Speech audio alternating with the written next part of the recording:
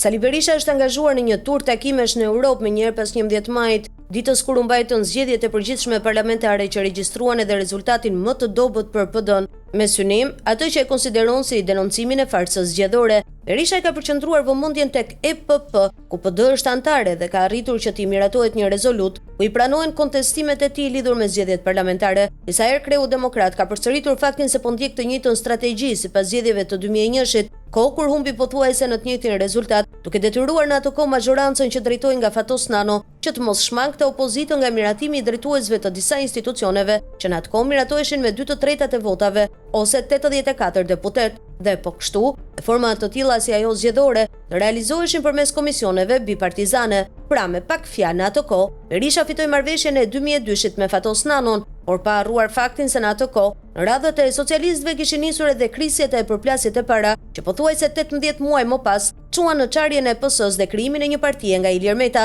Berisha po vijon me të njëjtën strategji, çon në Bruksel jo më thas apo kuti me kaseta filmike, por USB, ku sipas tij janë provat e manipulimit të zgjedhjeve, dhe shpresojnë që të vijë pak a shumë të njëjtin rezultat si në 2001-shin. Ndoshta i bindur se 11 maj nuk mund ta zhbëj, pra s'mund të arrijë të çojë vendin në zgjedhje të reja vetëm duke përdorur rezolutat e EPP-s, Berisha duket se synon një pakt politik me Ramën, ndoshta të ngjashëm me atë që dikur arriti me Nanon. Në Tiranë, kreu i PD-s dhe ata që kanë në krasi besnik artikulojnë idenë e një qeverie teknike që do të çojë vendin në zgjedhje të reja, por në takimet në Bruksel, qofshin ata edhe europarlamentar, ai thjesht bën denoncimet, paraqet atë që e konsideron si fars, kërkon monitorim të situatës dhe misione faktmbledhëse. Në raport me ndërkombëtarët e Brukselit, Berisha mban rolin e denoncuesit dhe duket i kënaqur me atë se çfarë ka arritur. I gjithë ky angazhim dhe lobim në Bruksel synon që raporti përfundimtar i vëzhguesve ndërkombëtar për 11 majin të jetë më i ashpër se ai paraprak i dhënë jo më shumë se 48 orë pas ditës së zgjedhjeve.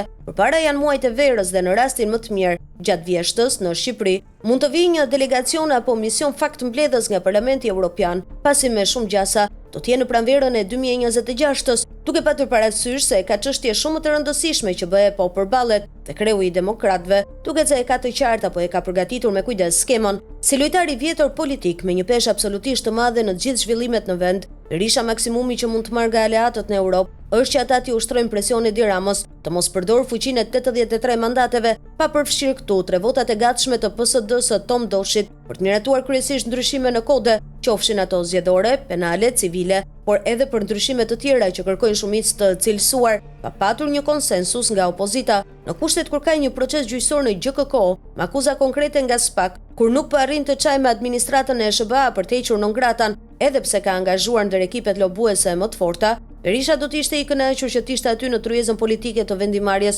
qoftë edhe përmes të mandatuarve të tij, dhe natyrisht që kjo do jap mundësinë që pavarësisht se do të ketë 50 apo 51 mandate, të ketë hapësirën për të bërë pazarin që mund të jetë thjesht politik, por ndoshta edhe më gjerë.